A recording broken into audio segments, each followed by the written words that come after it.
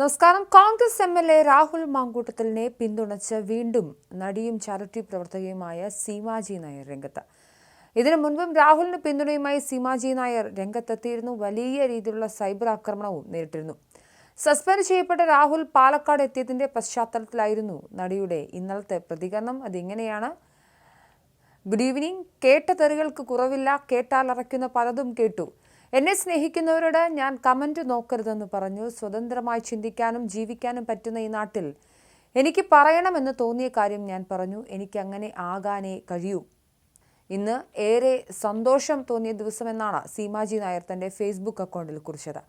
വലിയ പിന്തുണയാണ് ഇതിനോടകം പോസ്റ്റിന് ലഭിച്ചത്. 24,000 ആളുകളാണ് റിയാക്ഷൻ നൽകിയിരിക്കുന്നത്. ഭൂരിപക്ഷം കമന്റുകളും രാഹുൽ മാങ്കൂട്ടത്തിലിനെ പിന്തുണയ്ക്കുന്ന രീതിയിലാണ്.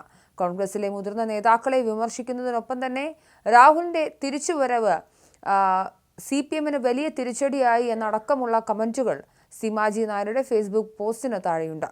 രാഹുൽ മാങ്കൂട്ടത്തിനെതിരെ ചർച്ചകളും പ്രതിഷേധങ്ങളും കാണുമ്പോൾ തനിക്ക് ഓർമ്മ വരുന്നത് മുൻ മുഖ്യമന്ത്രി ഉമ്മൻചാണ്ടിക്കെതിരായ തേജോവധമാണെന്ന് സീമാജി നായർ മുൻപ് ഫേസ്ബുക്കിൽ കുറിച്ചിരുന്നു. രാഹുൽ മാങ്കൂട്ടത്തിനെതിരെ ഒരു പരാതിയും ഉണ്ടായിട്ടില്ല എന്നും നടി ചൂണ്ടിക്കാട്ടിയിരുന്നു. എവിടെയെങ്കിലും ഒരാൾക്കായി വഴിതെറ്റില്ല. തെറ്റുന്നെങ്കിൽ അതിൽ 2 പേരും തുല്യ പങ്കാളികളായിരിക്കും. അപ്പോൾ ഒരു പക്ഷത്തെ മാത്രം എങ്ങനെ കുറ്റം പറയുമെന്നുമാണ് സീമാജി നായർ അന്ന് ചോദിച്ചിരുന്നത്. അതേസമയം ലൈംഗിക ആരോപണ വിവാദങ്ങൾക്കിടെ രാഹുൽ മാങ്കൂട്ടത്തിൽ ഇന്നലെ പാലക്കാട് MLA ഓഫീസിലുമെത്തി. വൈകിട്ട് 4 മണിയോടെയാണ് രാഹുൽ ഓഫീസിലെത്തിയത്. കാറിലെത്തിയ രാഹുലിനെ അനുയായികൾ സ്വീകരിച്ചു. ചുണക്കുട്ടന്മാർ കൂടെയുണ്ടെന്ന് അനുയായികൾ രാഹുലിനോട് പറഞ്ഞു.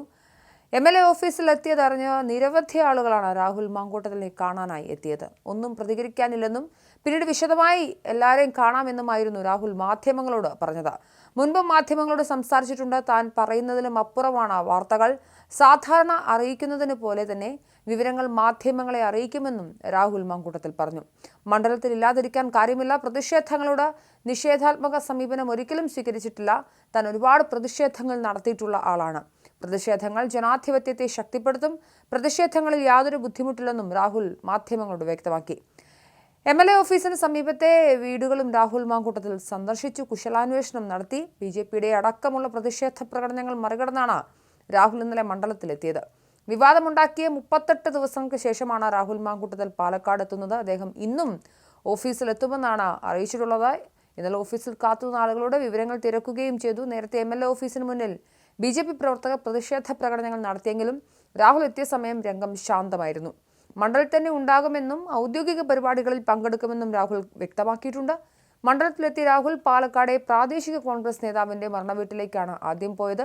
കോൺഗ്രസ് നേതാക്കളും ഒപ്പം ഉണ്ടായിരുന്നു. ഇതിനുശേഷമാണ് 4 മണിയോടെ MLA ഓഫീസിലെത്തിയത്. KSU പാലക്കാട് ജില്ലാ പ്രസിഡന്റ് നിഖിൽ കണ്ണാടിയാണ് രാഹുലിന്റെ വാഹനം ഓടിച്ചത്. KPCC നിർവാഹക സമിതി അംഗം C ചന്ദ്രനും രാഹുലിനെ അനുഗമിച്ചിരുന്നു. യൂത്ത് കോൺഗ്രസ് ജില്ലാ പ്രസിഡന്റ് ജയഘോഷും ഒപ്പമുണ്ടായിരുന്നു. തദ്ദേശ തെരഞ്ഞെടുപ്പ് അടുത്തിരിക്കുകയാണെന്നും ഈ സാഹചര്യത്തിൽ രാഹുൽ മണ്ഡലത്തിൽ സജീവമാകണമെന്നും പല നേതാക്കളും അഭിപ്രായപ്പെട്ടിരുന്നു. എന്തായാലും രാഹുൽ മാങ്കൂട്ടത്തിലിന് പരോക്ഷമായാണെങ്കിലും കോൺഗ്രസിൽ നിന്ന് പിന്തുണ ലഭിക്കുന്നുണ്ട്. അല്ലെങ്കിൽ യൂത്ത് കോൺഗ്രസ് പുറമായും രാഹുലിനൊപ്പമാണ് എന്നാണ് മനസ്സിലാക്കേണ്ടത്. അത്തരത്തിലൊരു പിന്തുണയാണ് രാഹുൽ ഇന്നലെ മണ്ഡലത്തിൽ ലഭിച്ചത്.